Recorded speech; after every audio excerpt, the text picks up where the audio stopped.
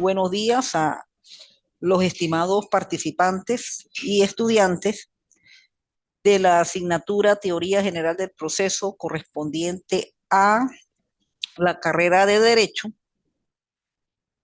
de la Universidad de Falcón en convenio con el Instituto de Estudio e Investigación de Posgrado IEPSI.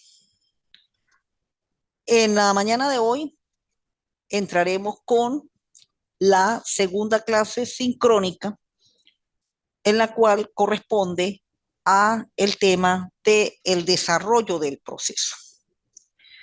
En las dos primeras clases, tanto la unidad 1 como la unidad 2, lo que era la noción del derecho procesal y la constitución del proceso, pues precisamente se dan los términos básicos por el cual, primero, cómo funciona la ciencia del derecho procesal, qué es el derecho procesal, sus ramas y la finalidad del derecho procesal, que precisamente las normas creadas por el Estado con el fin de que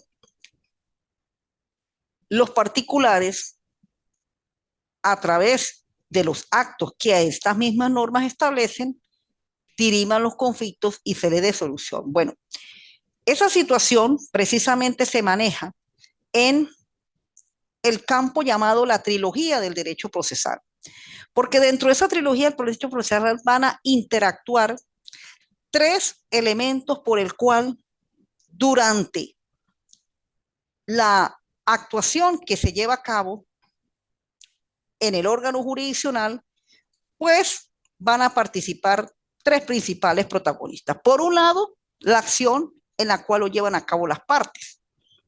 Uno que inicia y otro que tiene su principio del derecho a la defensa. Luego viene hacia en dónde se va a llevar a cabo esa actuación, que es precisamente en el órgano jurisdiccional, que es la llamada jurisdicción, dirigida por el juez y por lo tanto, pues sencillamente allí con el ejercicio de la función jurisdiccional, al dictar sentencia, se da lo que es la solución de ese conflicto. Y el mecanismo por el cual esa demanda o esa actuación que realizan las partes, una iniciando su reclamo, la otra defendiendo, se lleva a cabo a través de una serie de actos procesales y de allí es lo que se conoce como el proceso.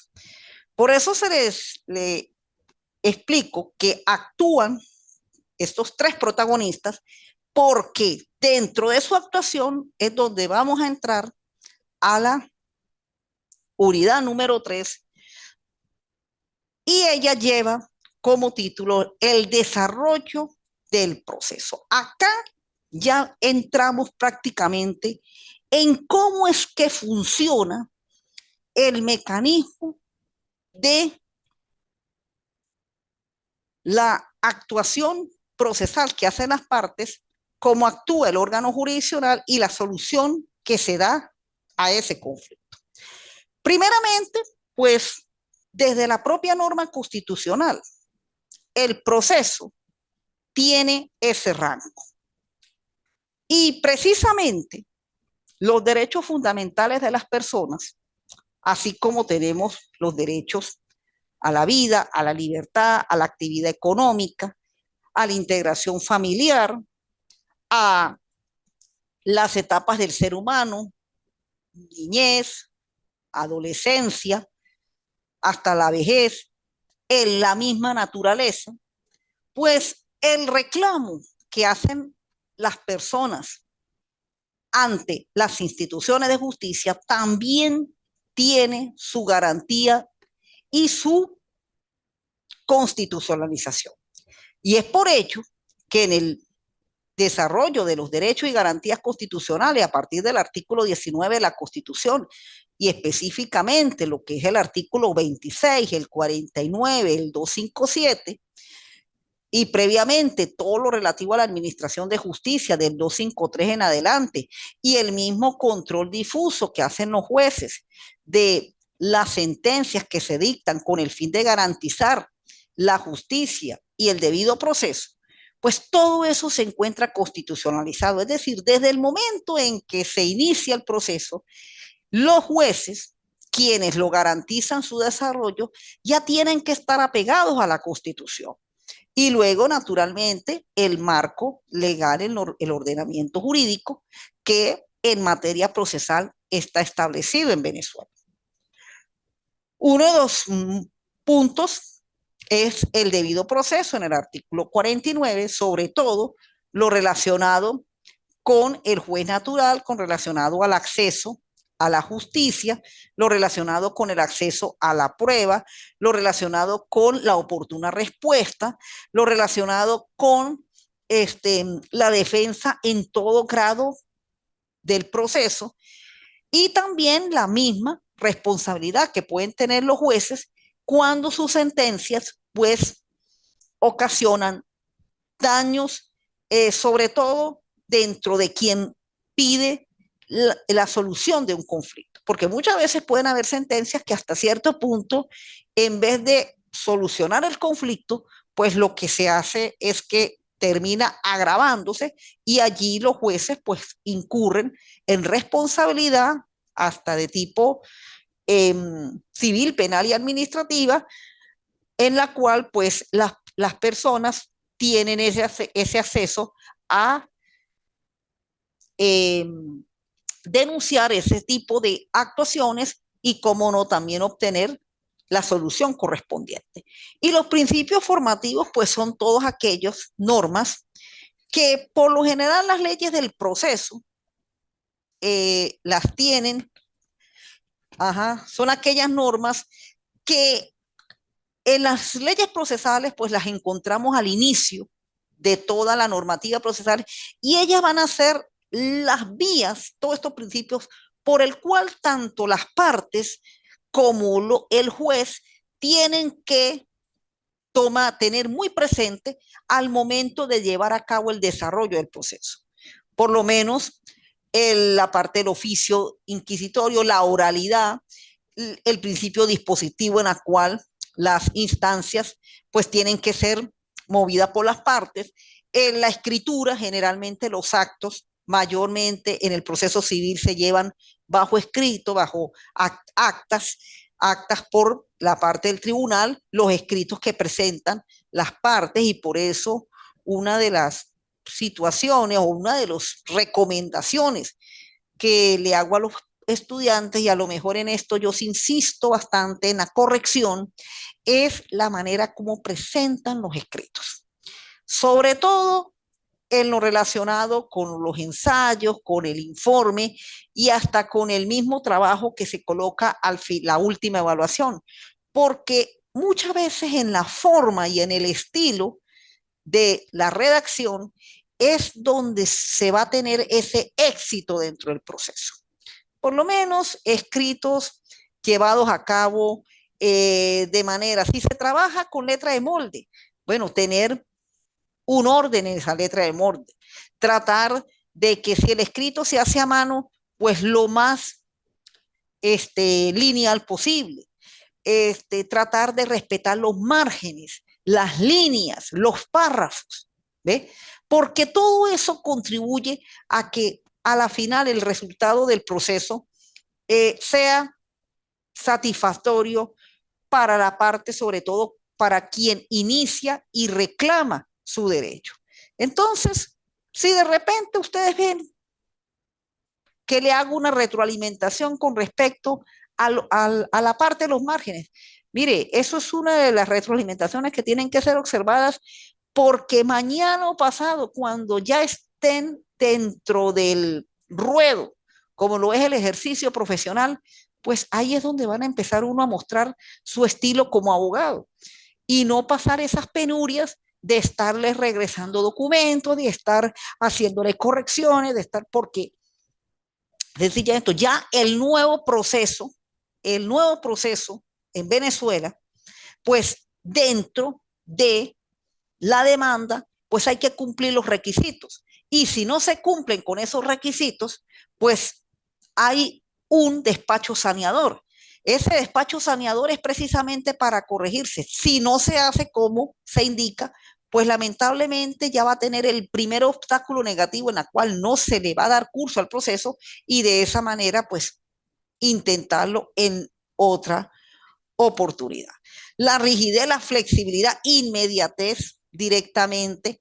El juez tiene que observar la realización de tu forma inmediata, la economía procesal, tratar de los actos ser lo más breve, lo más cortos posible. Concentración, generalmente todo te tiene que llevar a cabo bajo un mismo proceso. La controversia, la litis, eso es algo muy dentro de lo que es el proceso civil. La igualdad, eso sí, desde el momento en que la otra parte citada, ambas partes están en igualdad de condiciones. Eso sí es algo que es fundamental dentro del debido proceso y dentro de la garantía de la administración de justicia cuando las partes llevan a cabo una eh, controversia judicial. La legalidad, todos los actos, el proceso, lo que tienen que reunir las partes, las mismas condición del juez, la misma sentencia tienen que basarse en la legalidad, en lo que la ley establece desde la Constitución, la ley, las normas, para que eso sea válido y sea efectivo. La eventualidad y la publicidad. Los actos son públicos. Aquí, en el proceso civil, las personas asisten a los actos, son públicos, todos esos actos del proceso son documentos públicos que tienen su efecto ante todos. Entonces eso es algo muy importante y por eso lo tiene ese principio de la legalidad, de la publicidad. Bueno, ahora, dentro de ese desarrollo del proceso, pues vamos a tocar el punto basado en dos aspectos fundamentales. Primero, ¿quiénes son los sujetos que intervienen? Porque aquí intervienen personas y los actos. Y luego lo relacionado a cómo se desarrollan esos actos y el protagonismo de estos sujetos. Primeramente, entramos a los que forman el órgano jurisdiccional. Esa institución creada por el Estado, el Poder Judicial creado por el Estado con rango constitucional, en la cual es donde las partes acuden para, a través de una serie de actos, dirimir los conflictos y obtener la sentencia. Pero ¿quiénes dirigen el órgano jurisdiccional? Primeramente tenemos el juez. El juez, como lo indicó ahí en la lámina, funcionario público investido de autoridad para ejercer la función jurisdiccional, que es atribuida por la Constitución y las leyes a los tribunales de la República. Él es el que prácticamente administra la justicia, es decir, es quien imparte justicia a través de un documento y un instrumento llamado la sentencia. La normativa en la cual se invisten a los jueces, pues tenemos desde la propia Constitución Nacional, Código de Procedimiento Civil, Ley Orgánica del Poder Judicial y todo lo que tiene que ver con la normativa en la cual los jueces pues están investidos de esa autoridad.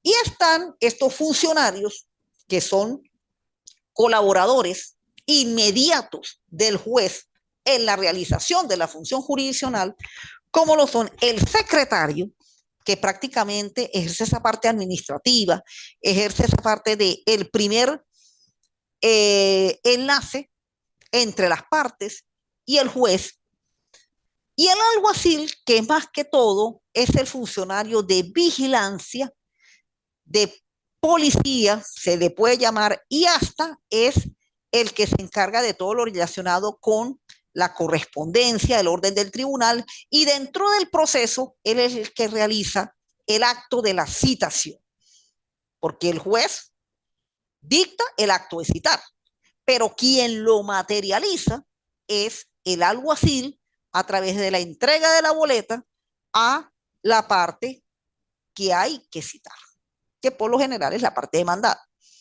Bien, ahí tenemos la normativa, tanto del secretario como del alguacil. Estos son funcionarios prácticamente de libre nombramiento y remoción por parte del juez.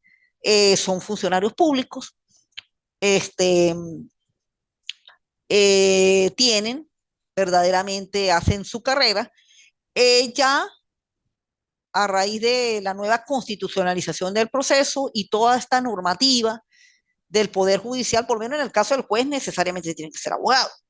Eso sí, es más, además de abogado, hay ya jurisdicciones como la jurisdicción contencioso administrativa, la jurisdicción penal, como no parte de la jurisdicción social, en donde se está exigiendo ya años de experiencia para ser juez.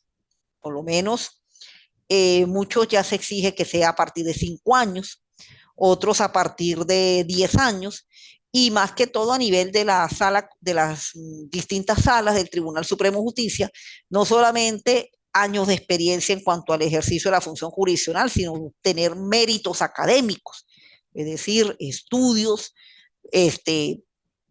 de posgrado exclusivamente y hasta de postdoctorado. Es decir, ya este tipo de actividad de función, pues se necesita este tipo de preparación y naturalmente, pues en este momento contamos con estas herramientas de la tecnología para quienes aspiren a estos cargos de juez, por todo de juez, pues continúen con sus estudios de mejoramiento y de perfeccionamiento profesional para que de esa manera pues puedan acceder a estos cargos.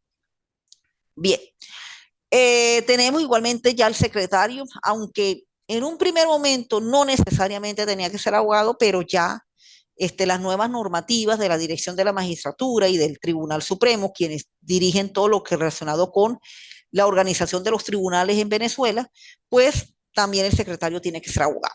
Tiene que ser abogado, tiene que tener estudios ya de perfeccionamiento profesional y etcétera. Y el alguacil, pues no necesariamente tiene que ser abogado, pero ya, pues en cualquier momento, pues este funcionario también podrá tener su título de abogado, que ya hay muchos. He tenido tanto aquí en el IEPSI como en otras instituciones universitarias en las cuales he prestado mis servicios, donde hay muchos alguaciles sacando la carrera de abogacía. Bueno, entonces vamos a entrar a lo que es el,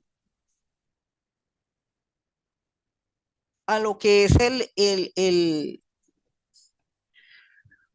el desarrollo de los otros protagonistas de lo que son los sujetos procesales. Ya tenemos los funcionarios, los que manejan el órgano jurisdiccional.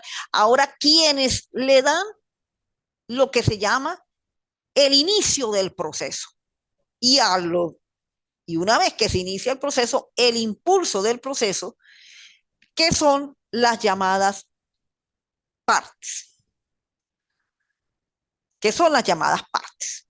Bueno, las partes, pues sencillamente son las personas que intervienen en el proceso y que utilizan el órgano jurisdiccional para la solución de los conflictos.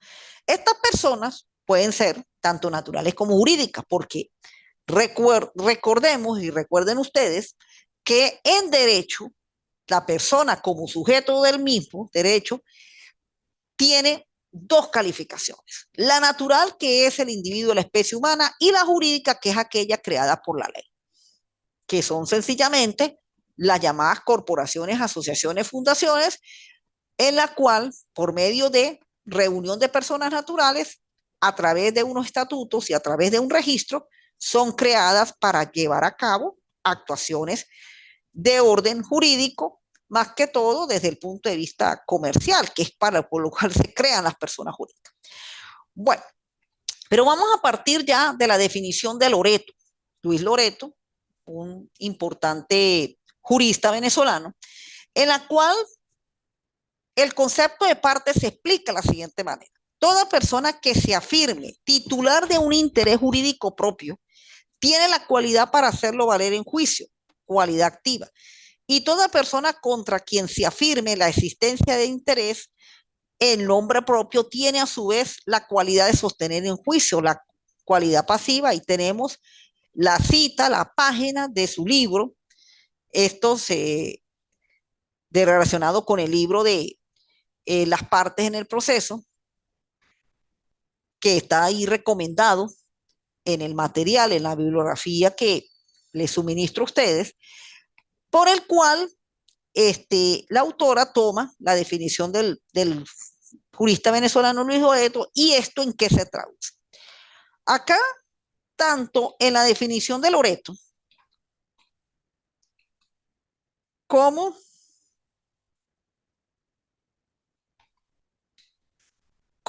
en la definición de Rangel Romberg, eh, nos concluye que las partes actúan de la siguiente manera.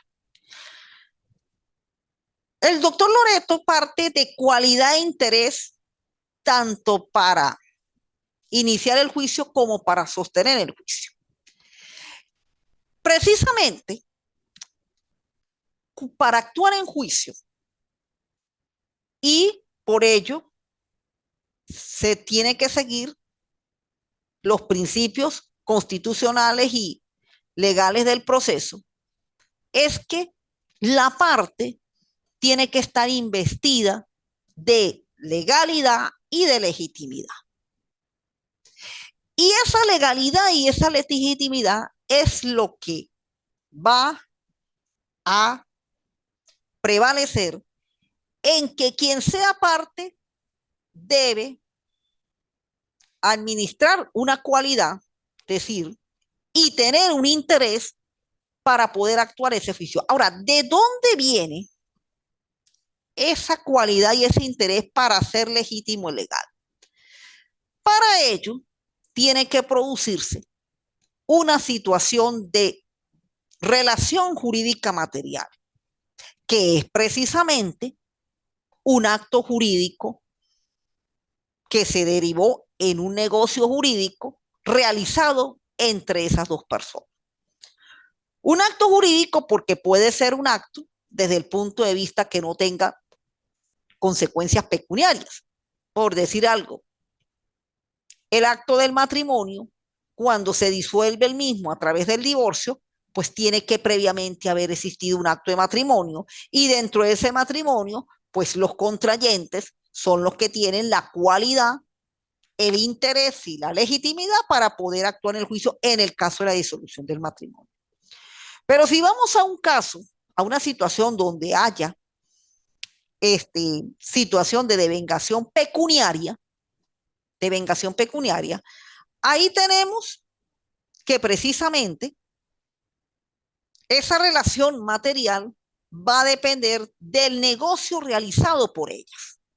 Y precisamente cuando dentro de ese negocio realizado por ellas una lesiona a la otra, es donde precisamente, producto de una lesión que generó un incumplimiento, que generó una simulación o una resolución, es decir, se produce esa figura jurídica por el cual, dado ese negocio, producto de una relación jurídico-material, va a generar ese conflicto.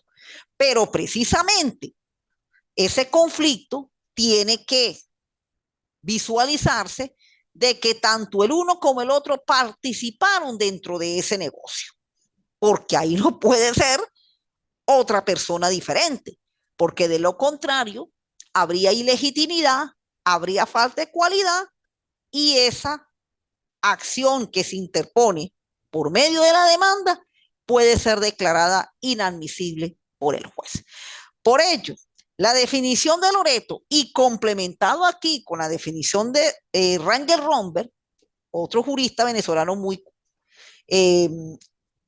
famoso, recomiendo su bibliografía, su 3 tomos de la teoría del derecho procesal civil para como fuente de investigación y de complemento y de enriquecimiento del conocimiento jurídico. pone que además de estos elementos, la parte tiene que tener capacidad.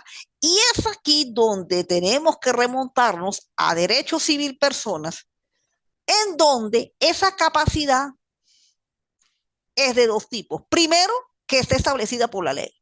Y por la ley, fundamentándonos en el artículo 18 del Código Civil, donde expresamente se dice que es mayor de edad quien tenga 18 años y por lo tanto es capaz para realizar, llevar actos a cabo y ejercer derechos y obligaciones. Cuando la misma norma sustantiva nos está diciendo que el que tenga 18 años es mayor de edad y por lo tanto puede realizar, puede ejercer derechos y obligaciones, y ahí nos está indicando que la capacidad comienza es a partir de esa edad. ¿Y qué sucede en el caso de nosotros los abogados? Nosotros los abogados trabajamos con personas, pero por lo general trabajamos con qué tipo de personas? Con adultos. Ese es nuestro trabajo. Nosotros trabajamos con adultos, con mayores de edad. ¿Ve? Porque todo negocio, todo acto que se haga y por el cual necesite la intervención de un abogado, pues tiene que ser con adultos.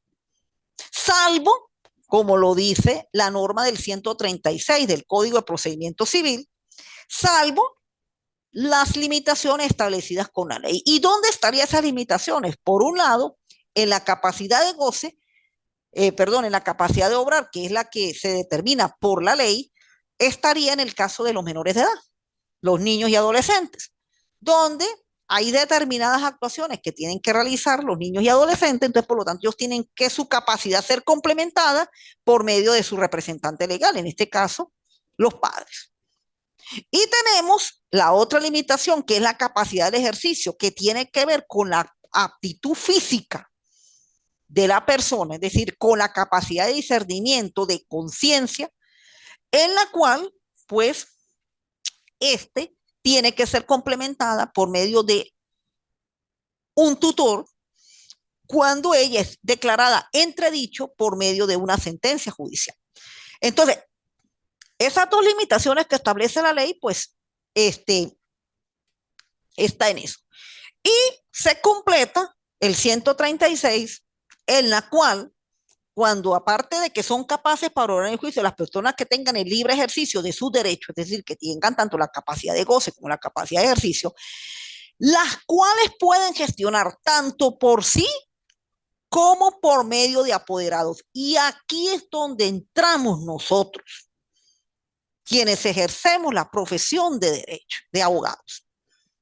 Porque resulta que la persona, para ir a un tribunal y comenzar a ejercer sus derechos en la resolución del conflicto, si actúa por sí misma, debe ser acompañada por el abogado, y esto es de ley. La persona no es que sola va a ir y va a meter la demanda y la van a recibir. No, ella tiene que estar asistida por el abogado. Esa es la manera de actuar por sí misma, cuando es asistida por abogado. Pero también la persona puede, a través de un instrumento poder, darlo al abogado para que el abogado, en nombre de la persona, ejerza los derechos e intereses de la misma y las facultades que allí se indican en el poder. Por ello,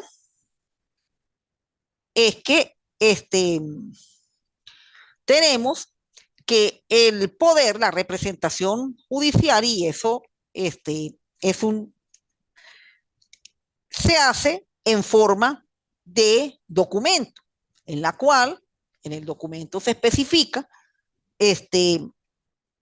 a quién se le va a dar el poder, al abogado fulano de tal. Hay que identificar el abogado tiene que estar debidamente inscrito en el colegio respectivo, en el Instituto de Previsión Social del abogado respectivo, tiene que ser egresado de universidad venezolana, por supuesto, o si es egresado en universidad extranjera y se residencia en Venezuela, puede hacer las correspondientes reválidas.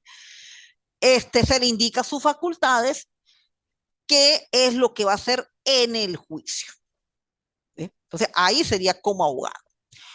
Otro de los elementos que también forman parte dentro de esas partes es la intervención de terceros a través de la figura de la tercería. Esto es un procedimiento que surge, aunque la ley indica a partir del estado y grado de la causa, pues mayormente se produce más que todo cuando se da la contestación de la demanda. Ahí es cuando intervienen mayormente los terceros y los terceros pues tienen que tener unas razones que la propia norma del 370, sobre todo cuando es en forma voluntaria, pues tiene que reunir esas cualidades. También el tercero tiene que tener calidad, legitimidad, interés, capacidad para poder intervenir en el juicio.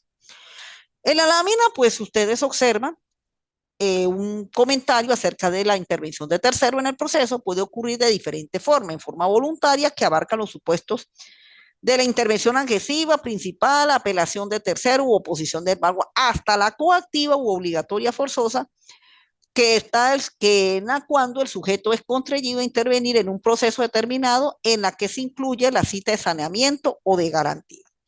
Tenemos acá en la lámina las normativas por el cual se produce la tercería, y cuando se procede a la intervención de terceros, igualmente, si se hace por vía principal, bien sea a través del ejercicio de derechos o a través de la oposición de embargo, pues se abre un expediente paralelo al juicio principal. Y el tercero va a convertirse en parte de ese juicio de tercería. Entonces, en ese procedimiento van a actuar prácticamente dos expedientes y se van a decidir casi que dos pretensiones, aunque el juez, cuando ocurre la tercería, se va desarrollando la tercería, se acumula al juicio principal y en ese momento dicta una sentencia, pero basada prácticamente en dos decisiones, porque el tercero, pues naturalmente, está ejerciendo un reclamo ante derechos que le pueden estar afectando.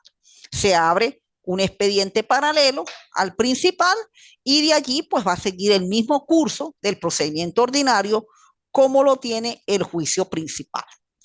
Bueno, entonces,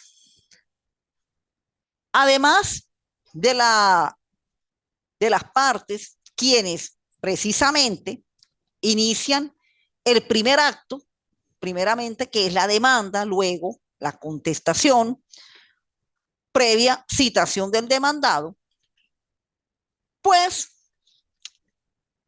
viene el momento en el cual las partes, sobre todo quien ejerce el derecho a la defensa, se produce lo que se llama el contradictorio. Por eso, uno de los principios procesales, los principios preventivos, es la parte contradictoria. Y dentro del contradictorio, pues precisamente es donde se produce la llamada traba de la litis o litis contestación. Cuando se produce la traba de la litis, ahí es donde surge la figura del hecho controvertido. Y el hecho controvertido da lugar a que surja la prueba. Entonces, el proceso, por lo general, actualmente, el procedimiento civil, tiene tres etapas. La primera etapa, que es la llamada introducción de la causa, donde precisamente se exponen los alegatos. Uno esgrime el conflicto, el otro ejerce la defensa, el contradictorio sobre ese conflicto, y al haber contradicción en los hechos, pues es cuando hay que probar ese hecho. Y al probar el hecho, se abre la segunda etapa, que es la instrucción de la causa o conocida por el lapso probatorio. En ese lapso probatorio es donde se van a manejar las pruebas. Y la prueba son instrumentos por el cual tienen como finalidad probar el hecho, bien sea afirmado o negado por la parte. Y cuando esa prueba tiene su sentido de demostrar ese hecho, pues la prueba va a ser plena y va a tener su validez. Acá en la lámina, pues precisamente pueden ustedes leer lo que toca el punto de la prueba. Actividad de las partes dirigidas a crear en el juez la convicción de la verdad o falsedad de los hechos alegados en la demanda o en la contestación.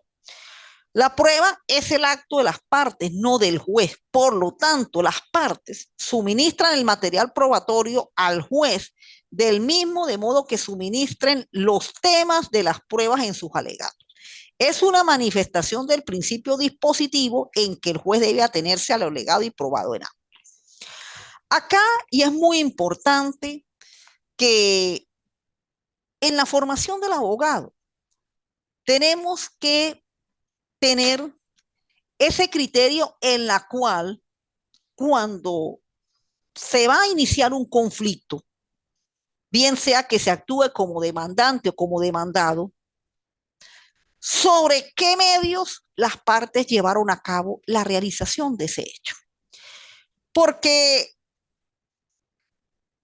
hay veces en que se cree y se piensa de que nosotros los abogados podemos hacer pruebas. No, nosotros no somos para hacer pruebas. Sencillamente puede ocurrir que previo a la demanda o la contestación se prepare una prueba. El Código de Procedimiento Civil lo tiene como prueba preconstituida y es más, si nos vamos al derecho comparado, legislaciones como Colombia, como Ecuador, pues tienen también ese mecanismo para preconstituir la prueba, pero esa prueba que se preconstituye es una prueba de prevención para lograr fundamentar ese hecho en caso de que se presente ciertas situaciones que haga que esa prueba desparezca. Porque hay un principio constitucional que es el acceso a la prueba. Lo tenemos en el numeral primero, el 49. Entonces, la prueba, además de que tiene que ser legal, tiene que ser legítima, tiene que ser accesible. Y para que sea accesible, precisamente las partes, cuando produjeron sus hechos, tuvieron que haber permitido que la prueba se formara. Porque para uno muchas veces es muy difícil trabajar con situaciones que se presentan y eso se da mucho en la práctica profesional, de que sobre todo con las obligaciones, con el derecho de crédito. Sí, cuando por lo menos se hace un préstamo y se constituye una prenda o una hipoteca, pues bueno, es fácil porque está en el documento, pero muchas veces se hace cuestiones muy manuales, muy orales, y no se logra tomar un escrito. Y ahí se nos hace muy difícil porque sencillamente habría que probar con testigos, pero esos testigos tienen que dar una fe de que vieron la realización de ese negocio. Entonces, generalmente eso todo tiene que tener una prueba, sobre todo en este tipo, porque cuando se hacen actos, por lo menos un matrimonio, se pide una partida de nacimiento para un desconocimiento de filiación, o por lo menos se compra determinado bien, pues no queda el documento, y el documento es la partida. Pero sobre todo cuando son cuestiones de compromisos, hay veces se confía en la palabra, y aunque la palabra pudiera tener un efecto de plena prueba, sin embargo, no termina convenciendo al juez. ¿Y qué es lo que hace la prueba? La prueba tiene que convencer al juez de la existencia de ese hecho y que ese hecho causó daño para que la otra parte que causó el hecho responda. Eso es lo que tiene que hacer la prueba. Porque si la prueba no cumple su objetivo, el puro alegato no le va a servir al juez para determinar la sentencia a favor. Por eso es importante que nos acostumbremos como abogados a que cuando lleguemos al lapso de pruebas, presentemos la prueba, presentemos una prueba. La parte tiene que suministrarnos esa prueba y hay que hacerle a ella entender eso. Porque de lo contrario, si no, cuando llega el dispositivo, cuando llega el momento de la sentencia, el juez al valorar la prueba, resulta que se encuentra que el trabajo lo hace a medias, porque él también en el momento de la decisión, el juez tiene unas reglas para hacer esa decisión. Y dentro de esa decisión entra el medio de prueba, en cuanto a lo que usted afirma y lo que usted prueba. Si usted no lo prueba, entonces la decisión no va a quedar de acuerdo a la satisfacción que usted aspiraba. Entonces nosotros en eso, como abogados, tenemos que ser muy responsables y directos con el cliente. Al cliente, que es la parte, porque propiamente el del problema es el cliente, que es la parte. El abogado es sencillamente el que lo representa para que su conflicto lo dirima ante el órgano jurisdiccional. Entonces, tiene que la prueba quedar verdaderamente ahí establecida, porque lo contrario, cuando el juez haga la motiva, que el trabajo de la sentencia sí le toca al juez, y haga su apreciación, entonces cuando vamos a encontrar que la dispositiva no está de acuerdo a lo que se planteó en la demanda. Y claro, y de aquí parte que el juez para decidir tiene que ser unido, alegado y probado. Aquí no es o, sino y eso lo establece la norma del artículo 12 del Código de Procedimiento Civil, que precisamente es esa actividad del juez como director, dentro de los deberes del director del proceso. Las partes tendrán por norte de sus actos la verdad, que procurarán conocer en los trámites de su oficio. En sus decisiones el juez debe atenerse a las normas de derecho, a menos que la ley le faculte para decidir con arreglo a la equidad. Debe atenerse a lo alegado y probado en autos, sin poder sacar elementos de convicción fuera de estos, ni suplir excepciones o argumentos de hecho de alegados no probados, no alegados ni probados. Es decir, esa función jurisdiccional, cuando el juez la ejerce mediante la sentencia, también el juez tiene que atenerse con lo que está ahí en el expediente. Por eso es que más adelante, cuando entremos con la sentencia y los recursos, pues precisamente ahí es donde está la eficacia y la confianza en el Poder Judicial. Cuando precisamente las partes hacen también su trabajo como tiene que hacerlo en base a la ley y luego la actividad jurisdiccional también acorde a la ley. Entonces, eso es algo que tenemos que aprenderlo. Nosotros cuando trabajamos un caso, revisamos los documentos, los argumentos que le den, porque la gente pues no echa el cuento, pero ese cuento tiene que correlacionarse con los medios probatorios que tiene, porque de lo contrario, si no, entonces pues quedaría es la parte de buena fe, conciliatoria o arreglar de por las buenas, pero muchas veces ahí es donde viene la reciprocidad del otro, si de verdad estará dispuesto a arreglar de por las buenas, porque si no tiene cómo probar, pues muchas veces cómo se le exige y cómo se le obliga. Eso es precisamente lo que sucede. Bueno, tenemos el objeto de la prueba. El objeto de la prueba es el hecho controvertido. ¿Cuándo surge el hecho controvertido? El hecho controvertido surge en el momento de la contestación de la demanda. Cuando se da la litis contestación, ahí es donde se produce ese hecho controvertido. Como cuando el demandado rechaza y contradice en todo en sus partes lo argumentado en la demanda, indicando cuáles son esos hechos por los cuales, pues, niega. Y ese es el hecho que se debe probar. Es ese hecho controvertido. ¿Ve? Por ello es que los hechos admitidos, confesados, presumidos o los hechos presumidos por la ley o hechos notorios, como lo establece el 506 del Código de Procedimiento Civil, no son objeto de prueba. O sea, tiene que ser controvertido. Aquello que se admite, al hecho que se confiesa, al hecho en la cual es notorio y que no necesite la prueba, pues no tiene el hecho de la prueba. Si en el momento de la admisión de las pruebas están dentro de esto, pues la prueba la declaran inadmisible o en muchos casos, como lo establece el propio Código de Procedimiento Civil, no habrá lugar al lapso probatorio.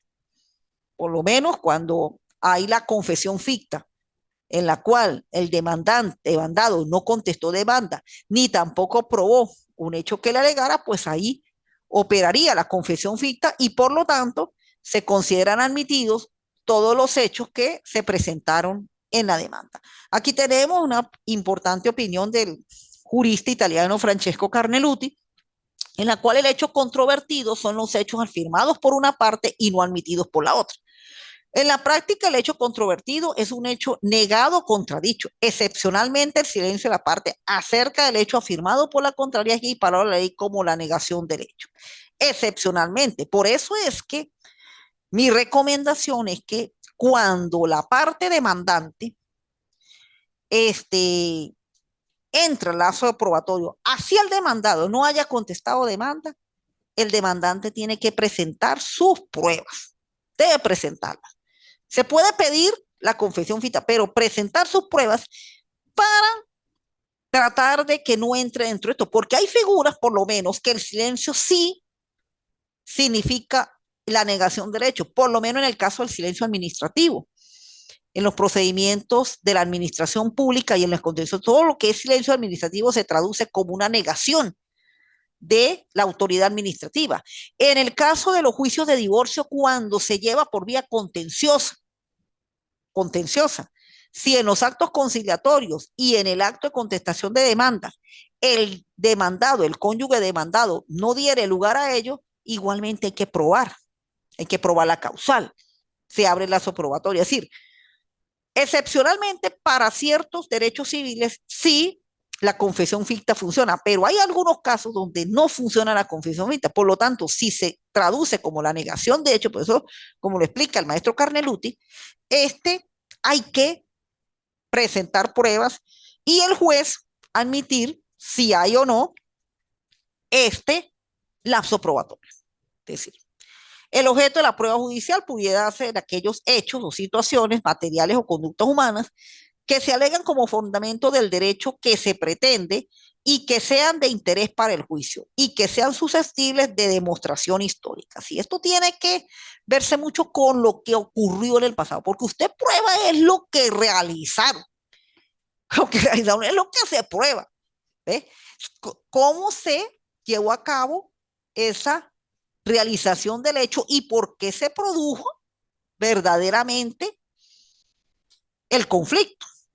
Usted no va a presumir las cosas a futuro, no tiene que ser lo que ocurrió en el pasado para tener la validez, la eficacia de esa prueba y, cómo no, dictar la sentencia a favor de quien interpuso la demanda. Tenemos la figura de la carga de la prueba, que son los deberes de las partes acerca de lo que se va a probar. Si yo digo fulano de tal no me pagó, yo tengo que probar a través de actuaciones el incumplimiento de pago, que no presentó dinero que no consta en documento que se recibió ese dinero y así sucesivamente. Entonces, aquí tenemos en la lámina la carga de la prueba, o dentro de la carga de la prueba es el acto. La carga procesal se enfoca en que las partes cumplen numerosas actividades en beneficio propio. La carga procesal como una categoría jurídica autónoma e independiente de las nociones de la obligación y del deber, que al no ser ejercida se traduce en la pérdida de algunos ventajas o beneficios para la parte que tiene encomendado su conocimiento. El 506 del Código de Procedimiento Civil tenemos el fundamento de la carga de la prueba. Esto es una actividad, como le estoy diciendo, que lo hacen es las partes, y las partes tienen que, para tener ese beneficio, hacer todas esas actividades. ¿Y dónde están esas actividades? Bueno, los distintos medios de prueba que la ley permite para probar los hechos. Quien pide la ejecución de una obligación debe probarla, y quien pretenda que ha sido liberado de ella debe, por su parte, probar el pago o el hecho extintivo de la obligación. Los hechos notorios no son objeto de prueba. Entonces, aquí tenemos en un ejemplo muy sencillo. Si A dice que B no me pagó, tengo que probar por qué B no me pagó. Y si B dice que le pagó a A, tengo que probar en qué momento le pagué a A. Y así es como funciona. ¿Cómo se prueba? A través de los medios que la ley me permite. Generalmente, si es un pago, puede probarse a través de testigos o a través de un documento, ¿ve? De que hubo el pago. Si el que dice que no me pagó no presenta el documento, pues eso significa que no ha pagado. Y si no lleva testigos para decir que pagó, entonces indica que no ha pagado. ¿Ve? Entonces ahí está precisamente esas jugadas que se tienen que hacer cuando uno está dentro de la etapa probatoria para que la misma sea efectiva y sea eficaz y la prueba tenga validez. Porque la prueba puede ser legal, pero para que tenga validez tiene que cumplir sus objetivos, que es demostrar ese hecho controvertido y buscar sobre todo que ese hecho te diga la verdad. Eso es lo que más que todo se va a buscar con esa prueba, que ese medio va a hacer que el hecho sea encaminado con la verdad. Bueno, y en cuanto a la aplicación de la carga de la prueba, aquí hay una fórmula que por lo general los jueces tienen que utilizar cuando precisamente realizan dentro del trabajo de la sentencia, sobre todo en la parte emotiva, cómo va a ser esa valoración de las pruebas con respecto a lo que se indicó en la pretensión. Porque la sentencia es el resultado de qué? De lo que usted pidió en la demanda, y lo que se pide en la demanda es lo que está establecido en la pretensión. Todos estos temas de la pretensión y la demanda pues se verán en el derecho procesal 2. Entonces, pero aquí hay unas reglas que el juez utiliza en la cual, si se cumplen las cabalidades, es donde la sentencia va a tener su categoría, bien sea con lugar, sin lugar o parcialmente con lugar. Tenemos el primer supuesto. Hecho afirmado por la parte existió, dado que ha sido probado y generado la certeza por la cual el juez dará la fórmula. Está probado que pudiendo ser en sentido constitutivo, descriptivo, normativo y declarar la consecuencia jurídica prevista en la norma. No, todavía no he terminado. Ah, ya me falta un poquito. Ajá. O supuesto de la que el hecho es supuesto fáctico. Es decir, aquí precisamente hay una correlación directa entre lo afirmado en la demanda y la prueba que se presentó. Y si esa prueba demuestra lo afirmado de que existió el incumplimiento, de que existió el fraude, de que existió eso, pues lo declarará plena prueba y prácticamente esta va a ser la vía por el cual el juez declarará la demanda con lugar, indiscutiblemente. El segundo supuesto, el hecho afirmado por la parte no existió, dado que ha sido probado y generado certeza, por la cual el juez dará la fórmula, está probando que no, y declarará que no dará lugar a las consecuencias jurídicas previstas en la norma, de la que el hecho es un supuesto fáctico. Acá, por lo menos, de acuerdo a cómo ese hecho afirmado, ¿ve?, se pruebe que no existió, o que por lo menos se pudo haber resuelto parcialmente, es donde los jueces utilizan un mecanismo que puede ser el parcialmente con lugar. Es decir, pareciera que tiene la razón, pero la verdad completa, pues queda muy muy sensible de poder ser revisada esa sentencia. Entonces está probando que no declarará, que no dará lugar a las consecuencias jurídicas. Es decir, ¿cómo no? Puede ser que completamente no dé las consecuencias jurídicas, pero precisamente el hecho, pues puede, como se dice, generar cierta verdad o no. Entonces, existe ese mecanismo, el de parcialmente con lugar.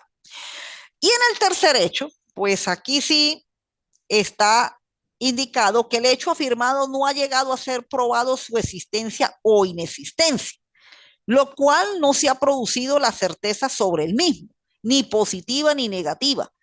Y el juez, al dictar sentencia sobre el fondo, puede desestimarla o prácticamente inadmitir la demanda. Y aquí es cuando prácticamente la demanda es declarada sin lugar. sin lugar o inadmitida. Y al ser sin lugar o inadmitida, pues prácticamente la parte demandante, pues no logró su objetivo, que es que la pretensión fuera resuelta y la situación vuelve a quedar como originalmente había ocurrido. Y en cuanto al sistema de pruebas, ¿cómo se acoge el procedimiento venezolano, la legislación venezolana y sobre todo la manera del juez valorar las pruebas? Tenemos que Venezuela en realidad tiene casi que dos sistemas. Primero, un sistema legal llamado tarifa legal, en la cual cuáles son las pruebas que se permiten, son las establecidas en el Código Civil, en el Código de Procedimiento Civil y en aquellas leyes por el cual pues tengan materias procedimentales. Y aquí, sencillamente, pues el juez tiene que valorar aquellas pruebas que la ley permite que tengan que hacerse. Bueno, acá en Venezuela tenemos las posiciones juradas que es llamada confesión, está el juramento, está la inspección judicial, está la testimonial, está la documental, tanto documento público, documento privado, y están la presunción y los indicios. Pero aparte de ello, también tenemos que dentro de lo legal hay una parte en la cual el juez pues se va más que todo a los términos de la sana crítica y de experiencia. Por eso es que hablamos de un sistema mixto, porque uno de los fines del proceso es la justicia. Y muchas veces la justicia tiene que ver con análisis jurisprudenciales. La jurisprudencia ayuda mucho para que los jueces trabajen con respecto a la valoración de las pruebas. Hay lo que son el estudio de la doctrina y, cómo no, hasta el mismo derecho comparado, que puede ayudar en su medida a que la prueba en realidad, pues tenga esa valoración efectiva. Por eso es que hablamos de un sistema mixto. Y además del 395 que nos indica el sistema legal, el 507 del Código de Procedimiento Civil, y dado el proceso justo y la tutela efectiva, de acuerdo a los principios constitucionales del proceso, nos establece lo siguiente: a menos que exista una regla legal expresa para valorar el mérito de la prueba, el juez deberá apreciarla según las reglas de la sana crítica. Y el 509, los jueces deben analizar y juzgar todas cuantas pruebas se hayan producido, aun aquellas que a su juicio no fueren idóneas, para ofrecer algún elemento de convicción, expresándose siempre cuál sea el criterio del juez respecto a ella. ¿Por qué el legislador permite o se estableció esta norma el 509? Por una razón muy sencilla: el juez tiene que buscar la verdad, porque una de las finalidades del proceso es que se llegue a la justicia. Entonces, para llegar a la justicia hay que llegar a la verdad. Y llegar a la verdad implica conocer por todos los medios cómo se produjeron esos hechos y cómo esos hechos lograron producir controversia, lograron producir daño, para que todas esas situaciones se resarzan y vuelva la normalidad dentro del entorno social. Porque todo lo que altera el entorno social es el conflicto. Y ese conflicto tiene que resolverse. Y un mecanismo para hacerlo es a través de la utilización del órgano jurisdiccional por medio de la sentencia. Bueno, y tenemos precisamente ya el punto relacionado con el otro elemento de que forma esa trilogía, que es el de la sentencia. Ya tocamos el de la acción, que lo hacen las partes, el proceso, que son todos estos actos, desde lo que hacen las partes, la demanda, contestación, las pruebas, que es el trabajo prácticamente lo que llamamos nosotros el trabajo litigante que hacemos en el órgano jurisdiccional. Ahora viene el trabajo del juez, porque el juez, además de dirigir el proceso, él tiene el trabajo fundamental, que es el ejercicio de la función jurisdiccional a través de la sentencia. Y precisamente la sentencia, pues es el acto que realiza el juez, en la cual llevado a cabo todos los actos del proceso y que ellos constan en un expediente, va a dictar una solución. Esa solución, por lo general, va a ser una solución de carácter jurídico, una solución en la cual hasta se va a producir normas y esa solución, esa norma de carácter jurídico es individualizada, ya va dirigida hacia fulano de tal. Y precisamente, como dice al final, mediante el proceso para regular la conducta de las partes en el conflicto. Por ello, la sentencia se define como el mandato jurídico individual y concreto creado por el juez mediante el proceso en la cual se acoge o se rechaza la protección que se hace valer en la demanda. Entonces, ¿qué es la sentencia? Pues sencillamente el declarar si la pretensión es valedera o no es valedera. ¿Y dónde se interpone la pretensión? Pues en el momento en que se inicia el proceso con la demanda. Así opera. Por eso este trabajo del juez también es muy importante y por eso los jueces cuando realizan ese trabajo tienen que someterse prácticamente todo un conjunto de normas, principios, opiniones de la doctrina, sentencias jurisprudenciales, es decir, una serie de herramientas para que esa decisión pues sea la más acorde y la más justa a los principios que la propia Constitución establece. La tutela efectiva, el debido proceso, la administración de justicia, todo eso. Todo eso tiene que reunir esa tendencia y, cómo no, la confianza del Poder Judicial. Por eso es que tenemos que dentro de los requisitos de la sentencia está en el artículo 243 y este artículo 243 en sus puntos nos indica también nos indica las partes de la sentencia. En el artículo 243 tenemos que del numeral 1 al numeral 3 está la primera parte, que es la llamada parte narrativa de la sentencia. Y esta parte narrativa generalmente la realiza es el juez cuando hace lo que ocurrió en el proceso. Por eso es que está indicado los tres primeros numerales. Primero, el tribunal que pronuncia, el órgano jurisdiccional por el cual se llevó a cabo el proceso y es el que va a dictar la sentencia. Segundo, las partes y sus apoderados. ¿Quiénes fueron los que fueron los protagonistas del proceso? Y luego viene precisamente lo que ocurrió en el proceso.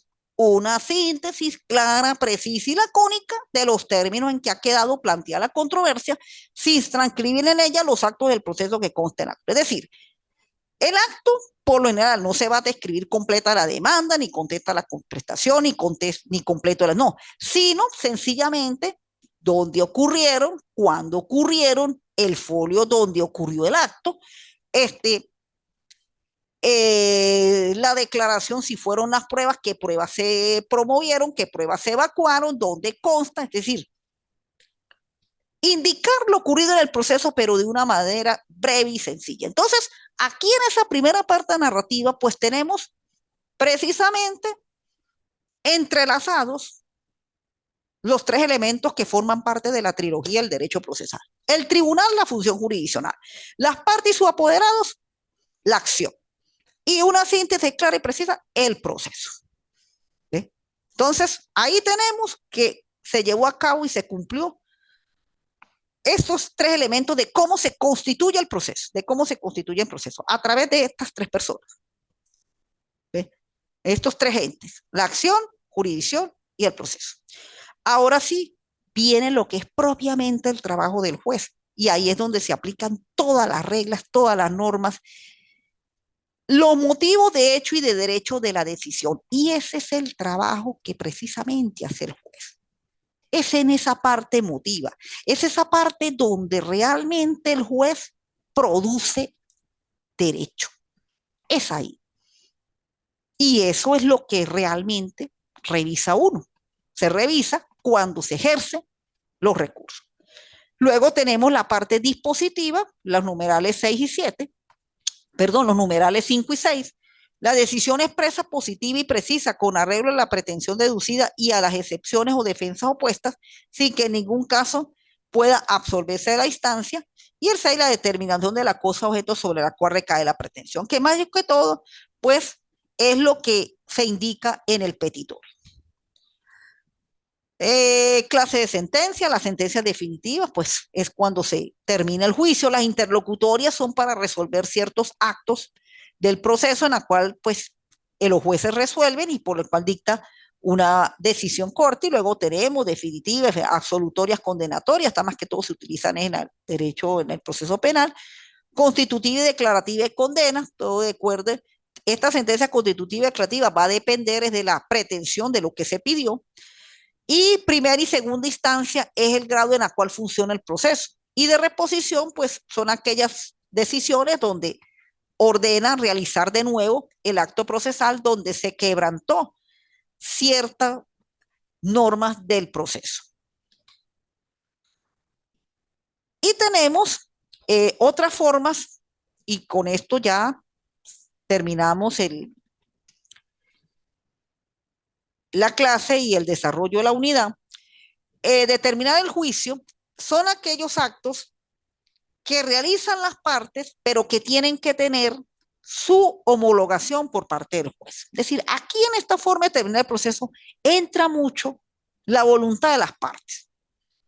Y sobre todo, en las dos primeras, tanto la conciliación como la transacción, pues son acuerdos que se hacen en ella y tienen que basarse sobre ese objeto de la pretensión que está dentro de la demanda. Y tenemos las normas, tanto el Código de Procedimiento Civil, la conciliación, como el Código de Procedimiento Civil, se solicita, el juez lo acuerda y dentro se realiza ese tipo de actos. Si deciden terminar el juicio, una vez que se firma el acta dentro del juicio, se homologa, y esa decisión y esa homologación pasa ese acto a tener carácter de cosa juzgada en la cual termina el juicio. Pero tenemos tres mecanismos que ya dependen de actuaciones unilaterales de las partes. En el primer caso, desistimiento y convenimiento es el acto por el cual tanto la una como la otra pues decidieron voluntariamente dar por terminado el juicio. La una, retirar la demanda con su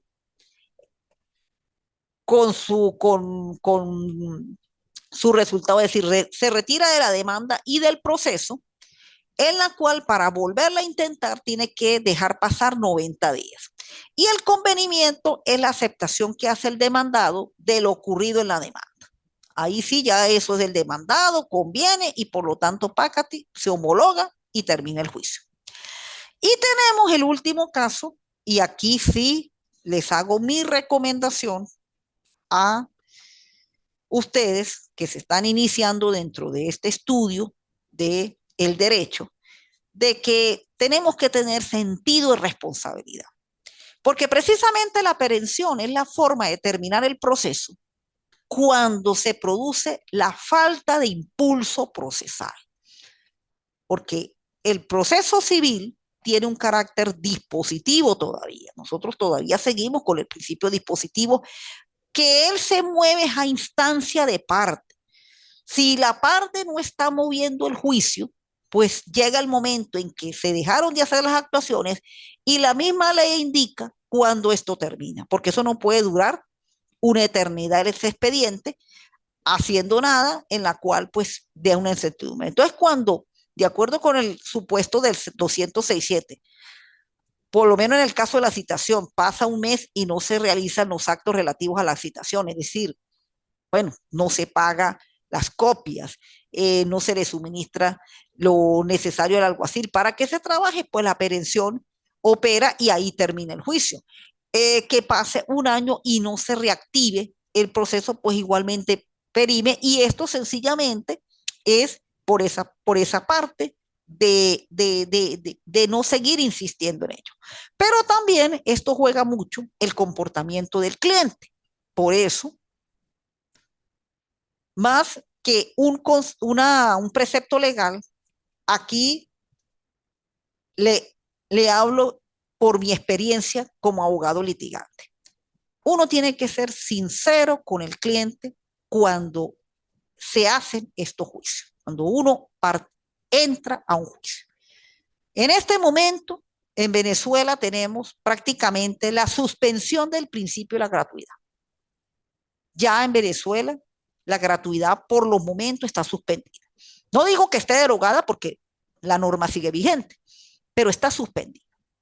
Entonces, si las personas en verdad se les dificulta costear un juicio, es decir, dar lo que se necesita para poder mover un juicio, pues lo recomendable sería que se esperara hasta que tuviese los recursos, porque si no, a lo contrario, viene lo que son los comentarios y ahí es donde se ataca al Poder Judicial. Entonces, cuando se ataca al Poder Judicial, a la Administración de Justicia, pues también nos atacan a nosotros, porque es que nosotros formamos parte de la Administración de Justicia. Nosotros tenemos, los abogados, tenemos rango constitucional de acuerdo con el artículo 253. Entonces, pero eso va a depender también de nuestra sinceridad y de lo que sucede en el proceso. Porque desde que se admite la demanda, ya están pidiendo colaboración. Y si las personas le metieron, sí, esto no era para que se cobrara, porque si vemos las normas de la Constitución y del Código de Procedimiento Civil, pues todos esos aranceles, pues no se cobran. Pero dado lo que sucedió en Venezuela, en donde la administración pública pues es la que más ha mermado en cuanto al ingreso de sus recursos, pues han optado con esta vía de las colaboraciones y por lo tanto en un juicio son varios actos que se realizan. Eso no es solamente una sola actuación, sino son varios actos y en cada acto pues hay que dar esa colaboración. Entonces, para no incurrir en esa perención, que dé por terminado el juicio. Claro, posteriormente la misma norma, el 271, pues establece que 90 días después se puede volver a interponer la demanda, pero como el asunto es que muchas veces hay verdaderamente malos entendidos, entonces en eso hay que comenzar desde el primer momento, que haya claridad en las reglas de juego. Y un proceso es un trabajo que como todos los trabajos, hay que invertir, hay que hacer gastos y un juicio hoy en día no se escapa de eso. Bien, bueno, dado este comentario final que corresponde al tema, pues termino la clase por la mañana de hoy, por el día de hoy, y nos veremos en el tercer encuentro sincrónico, en la cual pues será fijado por las autoridades en su momento respectivo. Bueno, de mi parte, muy buenos días y nos veremos en otra oportunidad.